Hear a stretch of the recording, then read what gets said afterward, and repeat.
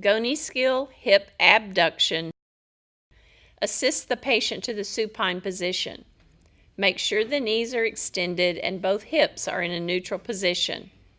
In patient-appropriate language, ask the patient to abduct the hip while you assess the pelvis with one hand for lateral tilting or rotation. Watch the trunk for lateral flexion. Support the lower extremity around the calcaneus and passively abduct the hip to end range, making sure not to allow external rotation or flexion of the hip.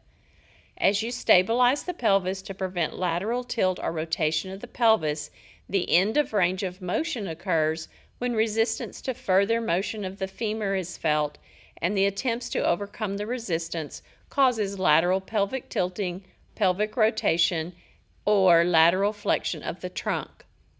Assess the end feel of the joint, which should be firm because of the tension in the inferior joint capsule, pubofemoral ligament, ischiofemoral ligament, and inferior band of the iliofemoral ligament.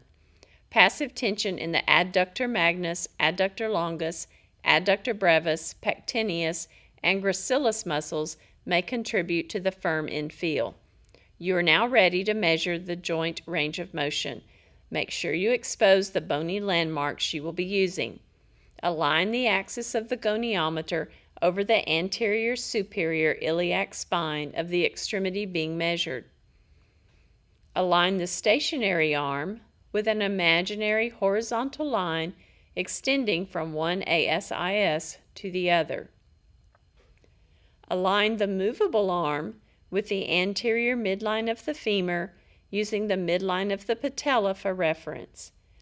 Ask the patient to perform hip abduction as previously, maintaining the goniometer in alignment through the entire range of motion and observing the pelvis for any extraneous movements. Read the degrees of motion on the goniometer and then ask the patient to return the leg to the starting position. Remain at eye level of the goniometer when reading the measurement. Make a note of the amount of degrees measured. Measure twice. If the measurements are off by greater than 5 degrees, take a third measurement. Take the average of the measurements and document it in the patient's chart. If necessary, assist the patient back to the sitting position.